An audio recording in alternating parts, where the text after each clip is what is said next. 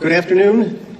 Good afternoon, and welcome to the final event of the day. It looks like most of us are still standing for the 10th and final round.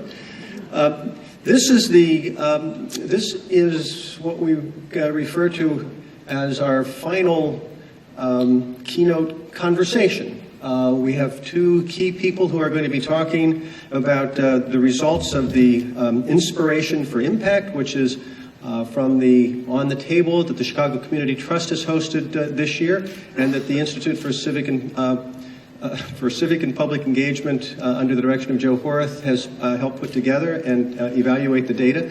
And so this is going to be a conversation between Joe Horath, the director of the Institute, and Terry Mazzani, the president and CEO of the Chicago Community Trust. So the first part of this, Joe will present the findings and results of the Inspiration for Impact, and then there will be a response and dialogue with Terry Mazzani. Afterwards, they will announce the Civic Engagement Action Project, which I hope you will listen to and become a part of. The purpose of this is not to end when we all leave here after this panel discussion, but to become engaged in continuing the ideas from this project, this conference, to a project that will last, we suspect, for the better part of the next year. And next year, when we reconvene, the results of that project will be brought forth to this group. So without further ado, the final project, the keynote conversation with Joe and Terry. Thank you, Mike. It is just a quick correction. Institute for Policy and Civic Engagement. Something happens when people try to say that really fast. But thank you. I know we're the only folks standing between this moment and the end of a long day, so we will be brief. We're only 30 between minutes. This moment and a traffic nightmare, so it's far better to seek refuge here. That's true. There's no escaping this corner of Chicago tonight. Divvy bikes, great solution. I'm going to present on the report and then draw Terry into a conversation. But first, a little bit of background. As a kickoff to the Trust Centennial on May 12th, 2015, the Chicago Community Trust put out a call for a wide range of public conversations for Chicagoans to come together to discuss the region's future and ways they can get engaged in making their communities better. The thematic focus was for broadening and deepening the notion of philanthropy in the region, and really for participants to share stories and hopefully inspire each other on and make new commitments to act on some of these social problems, some of which we've been hearing being discussed today at this conference. So the Trust, again this year, they did this Public Conversations project last year, asked IPSI to produce a report trying to get a sense, engaging the sense of what these conversations were about and how they impacted people. So that's a little bit of background. I'm going to jump right in and try to quickly present what is really a mountain of data that we have about this, and then draw Terry into a conversation. So we divided up our research into three categories on this. Information about who participated, what the nature of the conversations were themselves, and the impact. And then we're going to have a conversation leading into the opportunities conversation. So first, we'll start with the people. IPSI did, if we can click on the people slide, or the people page. One comment about what you're seeing on the screen. The Chicago Community Trust produced a really fantastic web page that brings these results to life. There's a full report that's going to be up there in short order if it's not already. And as we're having fun with the web page, I'll just talk and the web page will catch up to me at some point. So we know that the Trust put out this call. There were nearly 2,000 conversations, an estimated number of 25,000 participants. So if you can imagine, on one day, 25,000 Chicagoans in the region having these conversations. IPSI put out a online survey with a link to that online survey that was emailed to folks who had registered, who had signed up and provided their email addresses. It was not a requirement to provide your email address, and so not everyone who signed up did. But we had an amazing response, a 25% response rate, resulting in over 2,300, almost 2,400 surveys that we got. I'm going to go through a little bit about the people. The median age of respondents was 45. Respondents were mostly white, 60%, while African Americans accounted for 20%, Latinos for 12%, Asians for 4%, and multicultural, and looks like we have our slides back up. Multicultural respondents, 4%. As last year, we had a very large majority of women respondents, 72%. And when asked about why they participated, respondents indicated that they wanted to affect change in their communities. 67% indicated that they wanted to work collaboratively with others. And so we're starting to see already in just the people section something that's a very interesting thread that came through in the report, folks being highly motivated to take action, the folks who were among our respondent group. If I could capture in a phrase or describe in a phrase our respondent group, they are an extremely highly engaged group of people. We asked a number of questions that would measure levels of civic engagement. There's similar questions on the survey, on the census, and on other data sources out there. And in comparison to other data about residents in the Chicago region, these folks range from very engaged to almost hyper engaged, I would say. 75% respondents indicate some level of community involvement. 31% say they are very involved. They're making donations at a high rate, 90% of them, taking part in public meetings, over 75%. And most impressively, that 75% is 8 times more than when you compare to the data that we have about the region. So these folks are active. 9 in 10 of them volunteered in the past 12 months, and 90% have vote and engage in electoral political processes. And 63% have participated in a form of protest, such as boycotting a product or a service, just as an example of the range of that kind of engagements. Now, when we turn to the conversations, if you scroll down to the bottom of this page, you'll see a link to the conversations. It can be difficult to understand exactly what happened in a conversation just by asking people, what did you talk about? And so we did ask them that question, but we took another approach by asking them a number of questions that allow us to understand the context within which topics were being discussed. So one of those questions was, did you raise an issue of concern in your conversation? And what was the nature of that issue? And then our approach was to relate that information to questions about, from an individual perspective, what do you identify as important social problems in your community? And then, of course, what do you do about them? And so that provided us a really interesting kind of continuum which to draw data through and compare. And so for issues of concern, you see there equity and social, and now, mind you, I'll just back up. What you're seeing is the result of coding thousands of different pieces of information. Some of these questions were open-ended responses, and so we had to literally have someone coding that data. So these are general categories. Equity and social inclusion, 29%, education and youth development, 22%, and you see economic issues and poverty. And when you see right next to it the important problems, that's from your individual perspective. That was not what was necessarily discussed. It may have been. You see some of the same topics, but a flipping of the order, and also a higher rate of frequency around a certain number of certain topics. Economic issues and poverty, 55%, education, youth development, 38%. And then on this list, the judicial system and public safety popped up. That wasn't on the list of things, the top topics discussed. When you see the problems, when you ask them, that was problems. When you ask them, sort of, what are the things they do? What are the causes?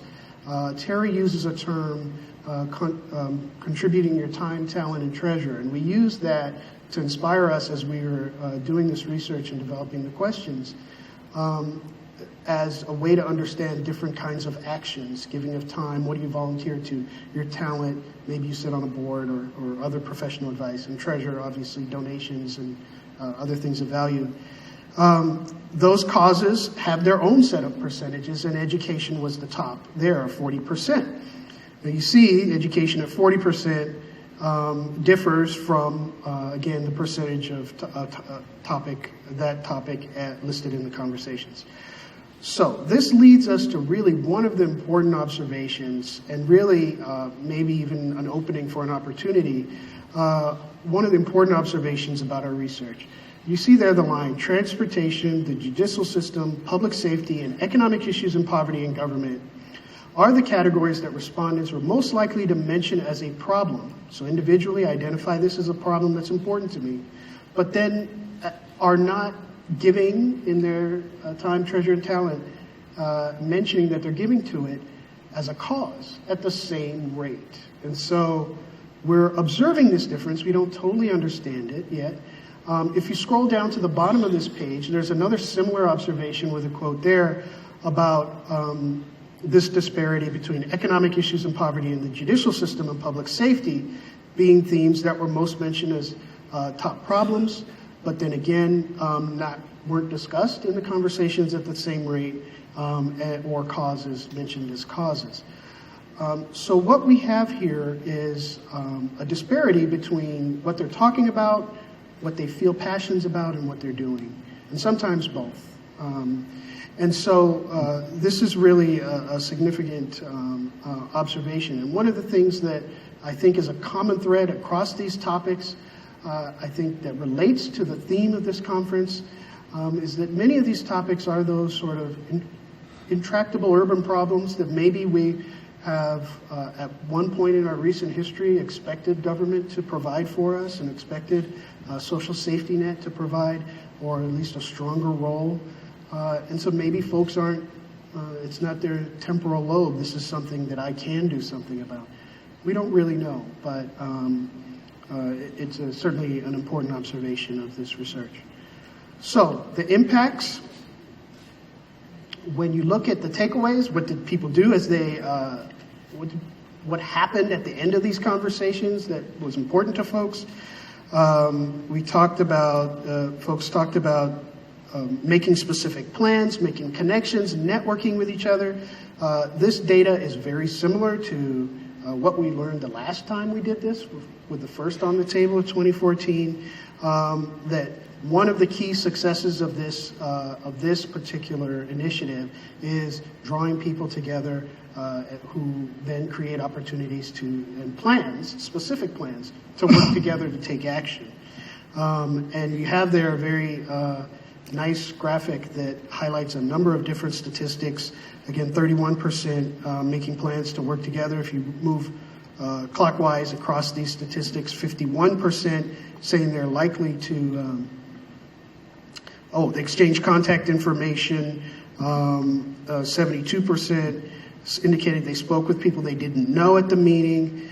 93%, that last statistic on the inside there, indicated they were somewhat very satisfied. I'm sorry, the statistic I'm looking for is the one about a likelihood to act, which I believe is one of those there.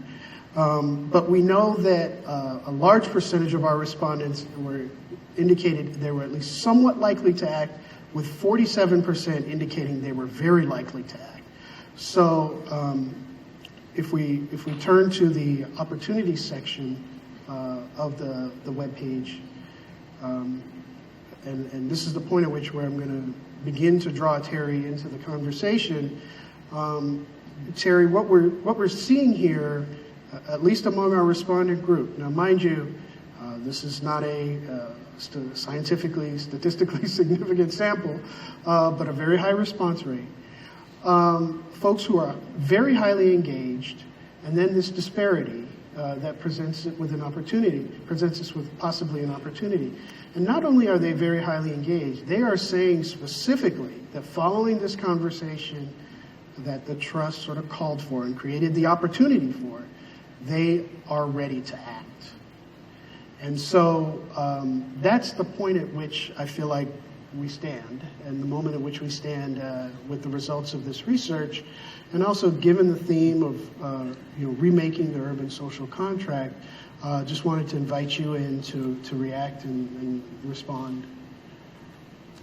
Thank you, Joe, and thank you for your team for doing an outstanding job, not only reporting this year, but now 2 years in a row for the work. And I also want to acknowledge Mike and his leadership for really an outstanding, well-designed conference that I think integrates a lot of different perspectives around the notion of social contact. So I found it a very meaningful, enriching day for myself as I think about the role the Chicago Community Trust should play throughout the region.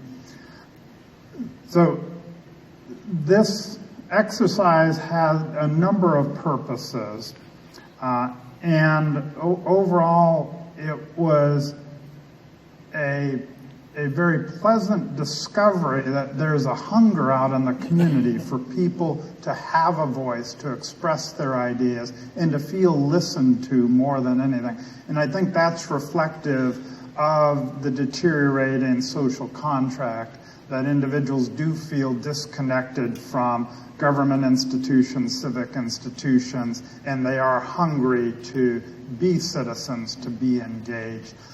My morning on May 12th started with the Logan Square Neighborhood Association, and it was a fascinating breakfast conversation. And I have to redact portions of that as I talk, clearly. But one of the highlights, that was right before the 606 opened up. And from the outside in, I was viewing this as a remarkable addition and enhancement to a community that doesn't have a lot of access to green space, open space, the type of urban environment that was talked about by the health panel, a place where it is easy to be physically active.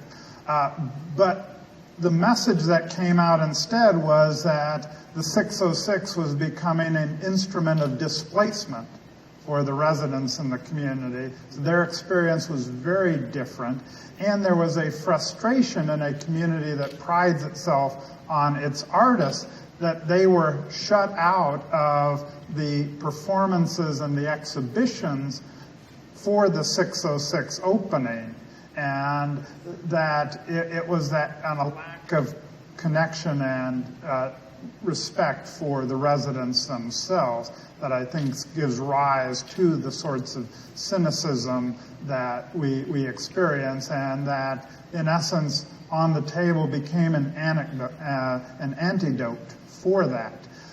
And so we saw a lot of power, but it wouldn't have the force if it wasn't collected in the data that you presented. Another purpose that we used this for was to actually base the priorities of the Chicago Community Trust on the voices of residents in our region. And I will be sharing our new strategic priorities on October 7th for a luncheon when I do a State of the Community address. It's open to the general public. It's at the Chicago Hilton and Towers. You can register at our website, and I invite all of you who are interested definitely to attend that, because it's a bookend to this conversation. It's kind of, so what are we going to do about these issues? And so we'll be presenting those priorities at that event. And including the notion that there's clear sense that we need to inspire greater philanthropy as government is proven less able to address and resolve the social issues that we face, that it's more up to community and residents themselves to do that.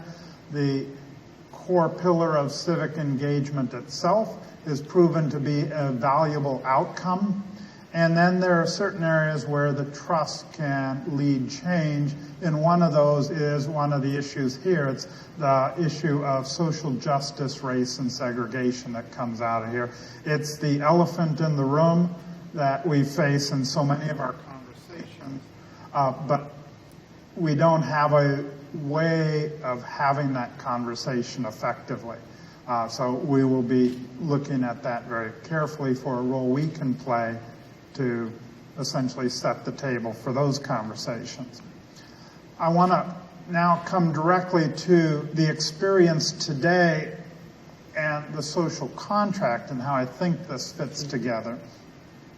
And I thought John Lumpkin at the beginning of the day did a good job of providing definition right up front. And he talked about the social contract as a reciprocal relationship.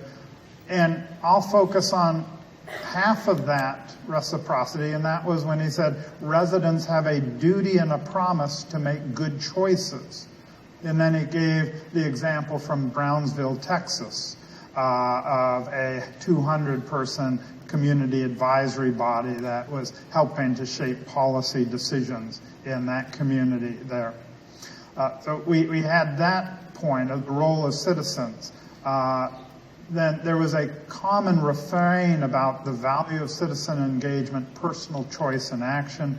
Shannon Heffernan asked the question in her panel on climate about, how do we involve the general public?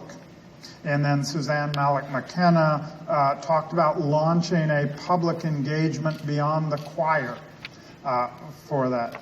And repeatedly there were these other engagements, and that's where I think that On the Table has proven to be a wonderful platform that nonprofits and civic interests are able to leverage. An example this past year was the Kennedy Forum Illinois, which is organized just this past year to address the stigma of mental health.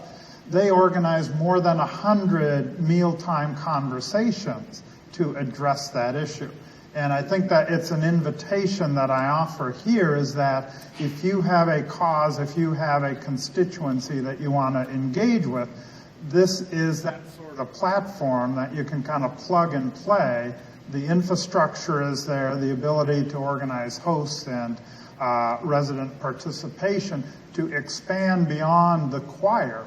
It's readily amenable to the interests that you would have as a leader yourself. Our challenge at the Trust is, what does On the Table 3.0 look like? And I welcome, we may have a few minutes for some advice you could give me, because our challenges are to extend the conversation beyond the one day. We're gratified that we get lots of feedback to say it started something for somebody, a conversation for a group. Last year we supported 6 collaboratories backed by design firms in our city to move ideas to action. So how do we extend this beyond? And how do we expand the circle so that we continue to enlarge and involve communities that historically have been shut out of the civic dialogue in our community? So with that, Joe, kind of welcome your additional thoughts about surprises, recommendations that the Trust should be thinking about. You've got a captive audience with the foundation president right here. Nobody will know what goes on between you and me in this dialogue. Well, I think we, the results of this report are being released publicly today, but we haven't yet had, this is really our first sort of in-depth conversation about these results. And one of the things that I would love to hear your perspective on is, when I talked about the data, I talked about individuals poised, ready for some sort of action. But remaking the social contract, there's this element of residents, citizens, doing a better job of holding government accountable. And that kind of activity, right, whether it's through that better job of improving accountability, that is very distinct from, it's a very different kind of activity than me volunteering. It's a very different activity than me becoming a mentor, and then some of these other things that were a part of what we tried to measure with the time, treasure, and talent. And so for me, that still feels like a part of this that's yet to be explored, right? The sort of the collective action maybe, or I don't know exactly what it is. Maybe it's how you participate in ways that challenge our leaders to make better decisions. So I don't know if that had any thoughts on that.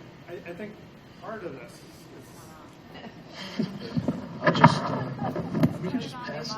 Turn your box on. Turn the box on.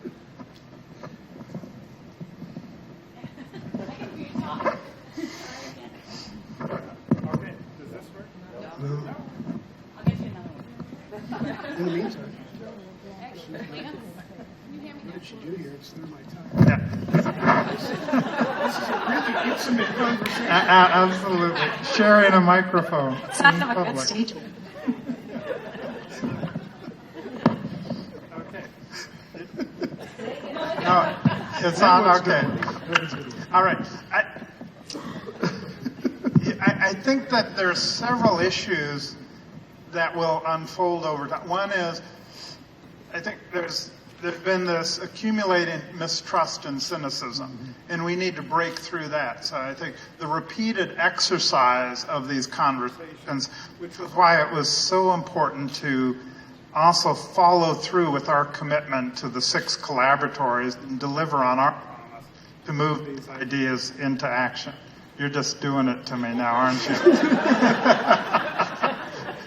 and so I think as we build up the muscle memory, we'll see even greater and greater. Yeah. Oh, Could just go to okay. I don't know. Maybe that's contagious. Okay, yeah, we'll see. So I think that's part of it, looking forward to the momentum here. And then the other is building confidence that your voice matters. Because I see it in the rooms and the conversations that I'm part of. Typically I go 6 or 7 mealtime conversations in the day. I gain 20 pounds on the day and have to then run the Chicago Marathon to lose the weight for that.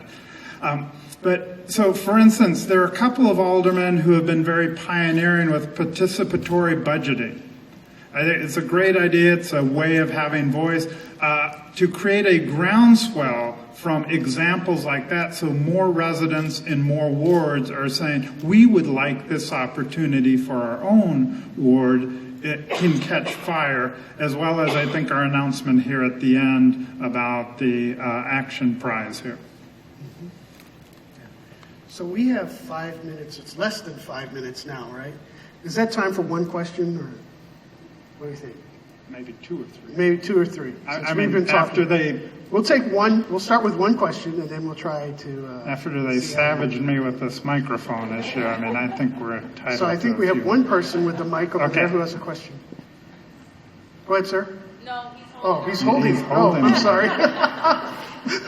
Please ask. Okay. Well, Joe. here we go. Hello. I have a suggestion for On the Table 3.0, as you were asking. With my work at Generation All, which is a organization that seeks to revitalize neighborhood public high schools, we're seeing across the region that many organizations overlap in their work.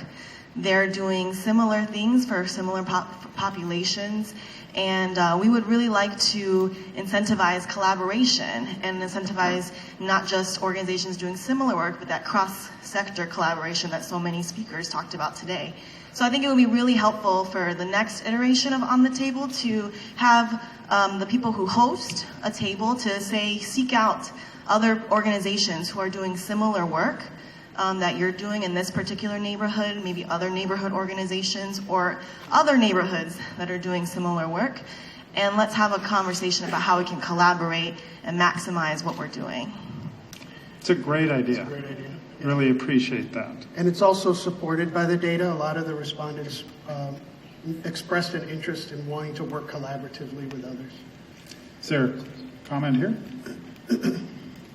Yeah, thank you. My name is Edith Macker. I'm with the Metropolitan Mayor's Caucus, and we represent the region, 275 communities, and only one of them is the city of Chicago. The rest aren't. So I was just curious about and we had a number of our mayors and some of our communities participating on the table. I'm wondering if you have any feedback on what happened in the suburbs, and I guess what's the focus or interest in the suburban regions? Yeah, I think the challenge with our data for some of the suburban folks is that we got fairly limited responses, or I will say our responses in the suburbs were spread out. And so our responses were overwhelmingly the city of Chicago. However, we have in the past had conversations, Lake County being one in particular, where a particular county was interested in how folks from their region responded. So if that's of interest to mayors, maybe you could talk to us about it. But really, unfortunately, the numbers in an individual case from an individual city tended to be fairly low, unless you're looking at Evanston, Oak Park, possibly Naperville. I don't know exactly the numbers from each of those. A few of the larger suburbs where we got enough responses. I think it's a good example, as I think about our 3.0, is that there are key anchor partners. You would be one of those. And that if you had a particular interest in sparking greater participation throughout the municipalities that you represent, then we should be meeting pretty soon and talk about that and figure out what is going to work for you to get you the type of information that you need. Okay, so I'm getting the stop signal, and we haven't yet announced our opportunity. So, Terry, the trust and UIC and the College of Urban Planning, Public Affairs, the folks who pulled together this conference, were very much inspired by what On the Table represents, as well as the possibility of encouraging different kinds of next steps. And so what we've agreed to and what we're offering is announcing a call for proposals for an urban forum action project titled, of course, Civic Engagement in the Remaking of the Urban Social Contract.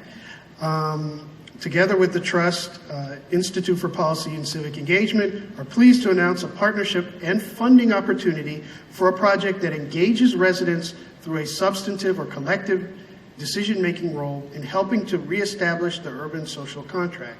IPSI and CCT seek to partner with a project that engages residents to develop healthy, sustainable, and vibrant urban environments.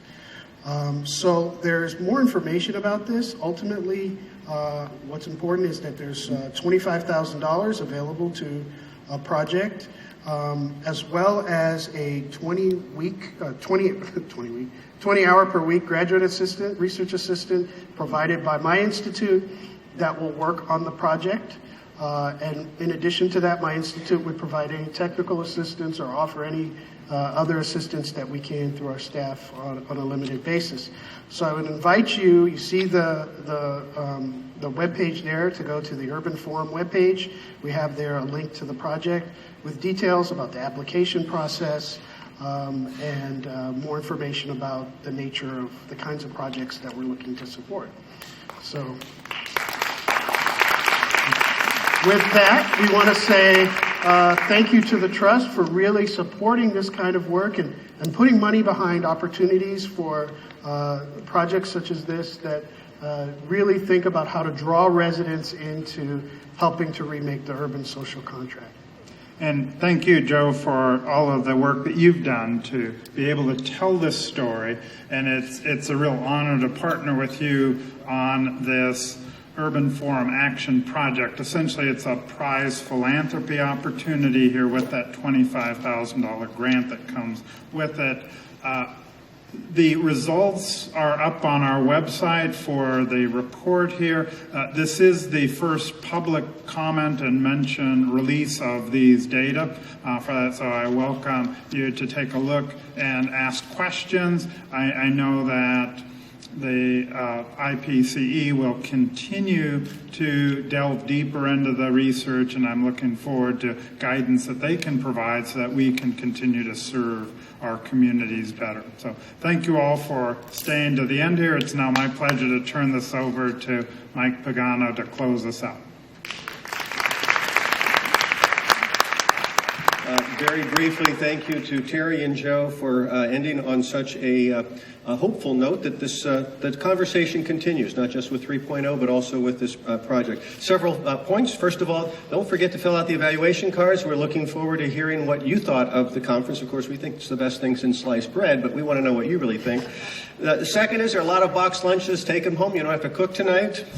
Third, don't forget the website, uicurbanforum.org. Apply. Joe will be downloading and collecting all of your proposals. There are also extra books in the back if you'd like to take them home, souvenirs, so you can keep your door open with them. And finally, don't worry, we'll be back next year. Same time, same place. Good night.